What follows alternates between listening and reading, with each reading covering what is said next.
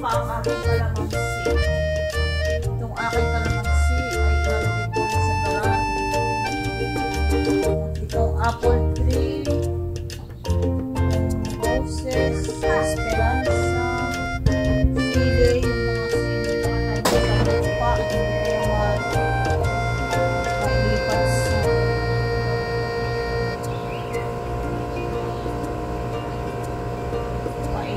painit. Painit tayo sa araw. Painit tayo dito. Yung mga halaman dito, nilagay ko na sa garahe. Painit tayo. Painit.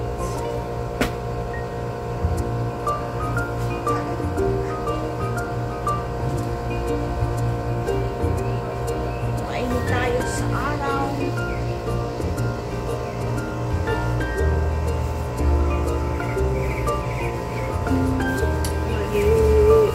Palaya ako dito. Maliit pa.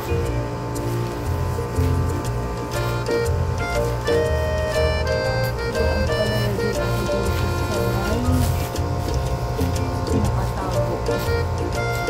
Nahihilig na naman sila. Hindi ko makakasila. Nagluto pala ako ng ampalaya. Ginisang ampalaya na may itlog.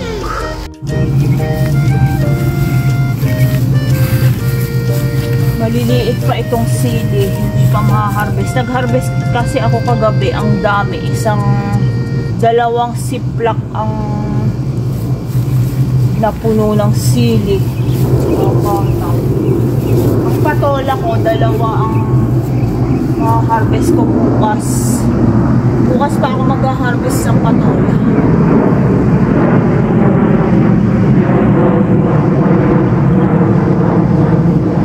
Papaaraw lang po, nag-break ako ng damo. Nag-break ng kaunti. Itong mga lupa ko ito, tataniman ko pa yung natirang lupa. Tataniman ko ng ibang maitanim. Mag-ano ko dito ng mag-akat ako ng isang silid. Ilagay ko dito. Baka mabubuhay naman. Itong magandang ito. Maganda kasi ito pang sinigang. Sana mabuhay.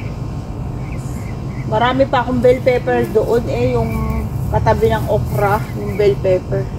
Maliliit lang yung bunga niya, pero tapos dito yung matataba na ibang klaseng sili.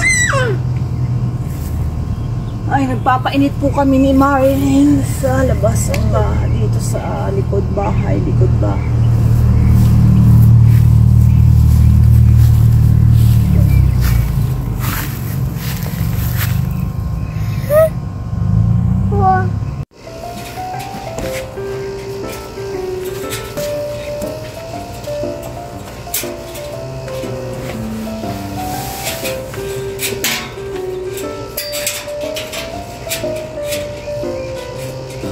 You wanna go inside, Merlin? Ang dami kong gustong gawin, kasi yung tinatamad ako. Gusto kong mag-bake ng tinapay. Gusto kong mag-steam ng puto. Gusto kong ano ng lechon sa oven.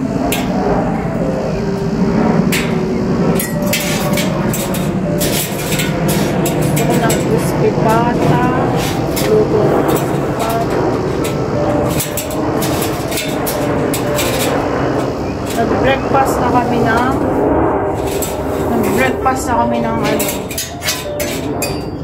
McGriddle pa tawag yun. Yung number 6 sa breakfast menu ng McDonald's.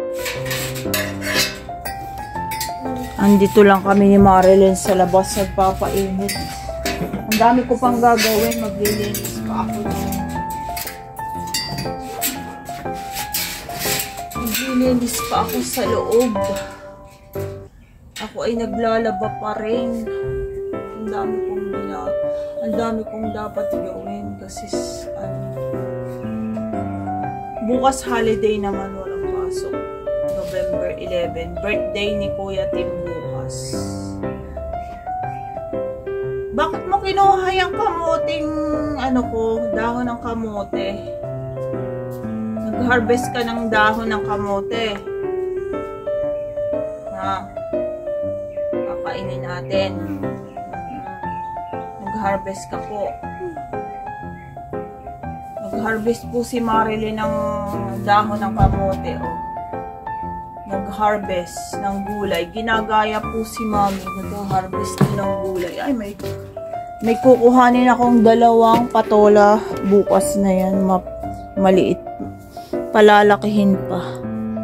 Yan po, oh. Nag-harvest po ng gulay, oh.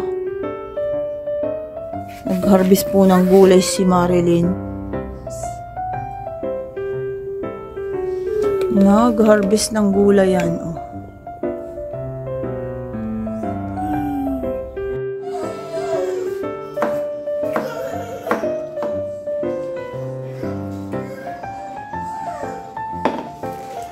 Ito yung mga ampalaya kong na-harvest na maliliit, oh.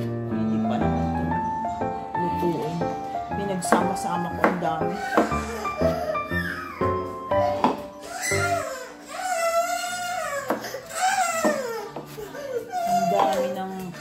Maliliit na ampalaya. Pinagsama-sama madami din. Nagwawala ang baby.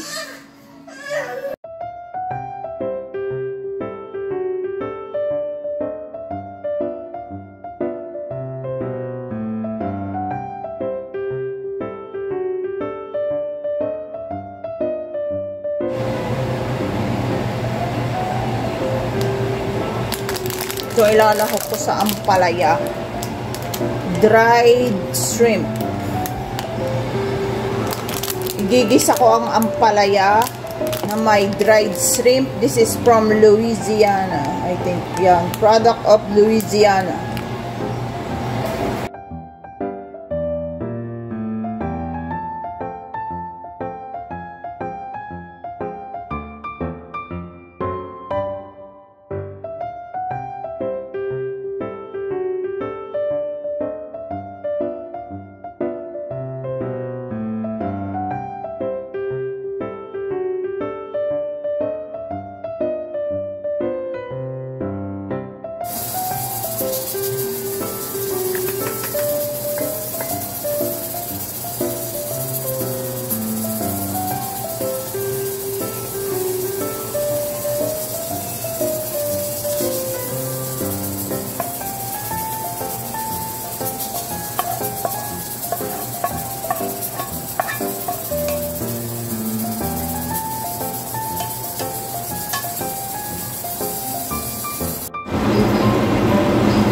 Pare ay dadalawang pata.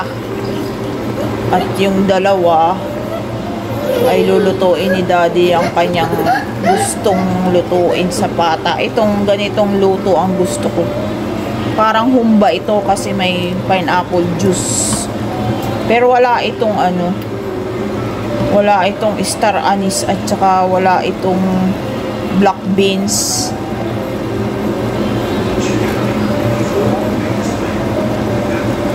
Namis-namis, maasim-asim.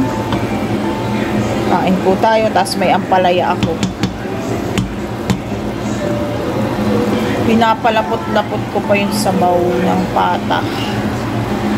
Tapos ako ay meron dito ampalayang ginisa. Ito yung tanim kong ampalaya. This is bitter melon from my garden.